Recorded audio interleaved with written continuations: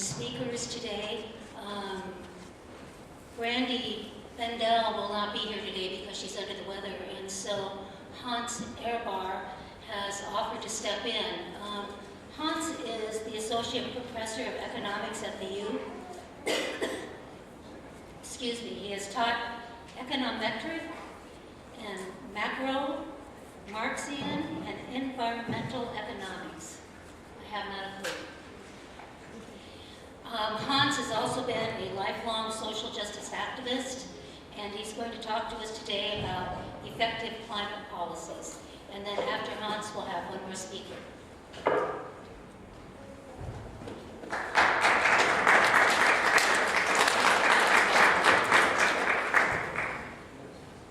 Thank you. Before I start, we have 6 of those flyers with emails. I have 4 back. Does someone here hold this flyer? If you write your email address on it, please make sure that I have it afterwards. Thank you. So I want to talk about what is involved in saving the planet, basically, because we are thinking about things like switching to compact fluorescent light bulbs, many other things, hybrid cars, things like that. What are the things which are necessary in order to really get the job done, get a pass and not a fail in that exam, which is how are we going to pass our planet on to our to the future generations. And in order to kind of make that relevant for what was recently in the newspapers, I will start with a proposal which was in the New York Times discussed recently. Just on March 29th, there was an article by Tom Friedman, and they set the following 5 points. First point is building codes. California's energy-efficient building and appliance codes save Californians $6 billion per year. So we need more energy-efficient buildings. Buildings are hemorrhaging energy. We have to make them better insulated. We have to make appliances more efficient. The next thing is better vehicle fuel efficiency for cars. The next thing is a national renewable portfolio standard mandating that power utilities produce 15 to 20% of their energy from renewables by 2020. I will talk about this after I read to you the other 2 points. The next thing is decoupling. Decoupling means the income of the electric and gas utility companies should not depend on how much electricity and gas they sell. They should be just neutral distributors and not be involved in trying to sell as much as possible in order to maximize their profit. And the fifth thing, price on carbon, some kind of carbon tax or carbon trade. Polluting the atmosphere can't be free. So these are the 5 points which were publicized in the New York Times. Now, 3 of those 5 points are things which have to be done. One of the 5 points, the last one, the carbon price, is something where it really matters how you do it. And the other 5 of the 5 points, the renewable portfolio standard, is a policy which is second rate. There are much better policies around, and I'll talk about this. But altogether, those 5 points are omitting a lot of additional stuff which needs to be done. So it is, some of those things are necessary, good points. Let me talk about a national renewable portfolio standard, which means utilities have to sell electricity which is made 20% or 15% out of renewable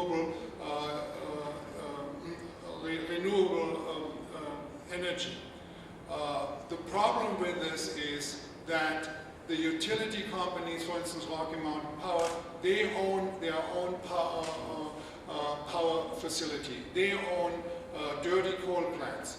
And they are, from a business perspective, not interested now in giving business away to renewable producers, which are typically small, independent energy producers.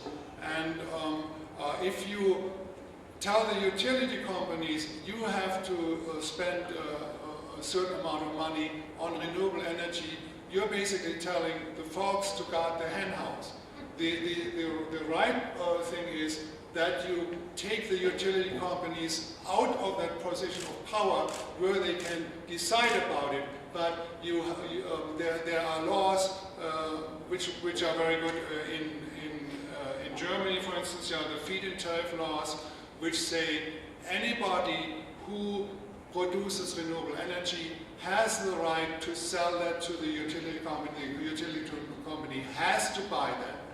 And so the utility company does not have a veto power about, oh, we want this, but we don't want that, but they have to buy it on. And in addition, they have to pay a price which makes it worthwhile for small investors to put up windmills on their farms or solar panels on the roofs. So these are prices which are at the present time above the market price for this electricity. This is a price discrimination in favor of the new emerging technologies. The rationale behind this is we need people to install that stuff that will build the industry for those renewable energies, and that will drive the technology along the learning curve and will decrease the price. And this calculation has been borne out by the facts. Those countries which have this kind of regime, which is usually called feed-in tariffs, have not only more renewable energy, but their renewable energy which they are buying is cheaper than those countries which have that renewable portfolio standard. So there are big differences between policies. Some are good and some are not so good. And so here is a policy which is not optimal. Now let me talk about the fifth policy, price on carbon. Pollution should not be free. We need a price of carbon, maybe something like a tax or a cap and trade. The problem with a cap and trade is that it can creates a new kind of asset. It's some people have compared that with privatizing the atmosphere, and the pollution credits which are being traded can be compared to some extent with some of them with subprime mortgage securities, and they spawn their own derivatives and stuff like that, and their own traders, and there are people who make commissions on those. So if we want to go this route, we have to do it in a way that there will be no secondary trading, that the firms, and this is the McDermott bill, which Tim mentioned also at the beginning here, from your Washington representatives in the House of Representatives. This is a bill which where basically the Treasury would be the market maker. They would be selling those allowances to the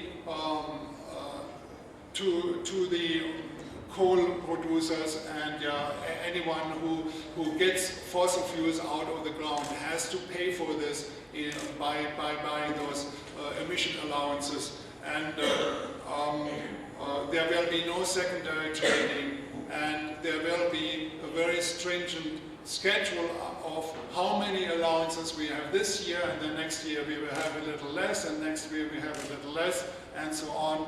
And the Treasury would have to set the price in such a way that this shrinking supply is equated by the demand, so the price will go up. This would be a carbon trade bill which makes a difference and which is a good bill. Things like the Lieberman-Warner bill, or what they have in the European Union, the EU European trading system. This is a terrible bill. It gives windfall profits to the worst polluters.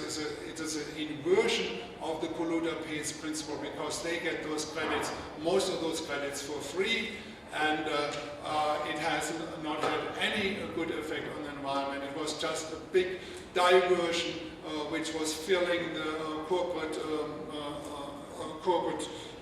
treasuries and not doing anything.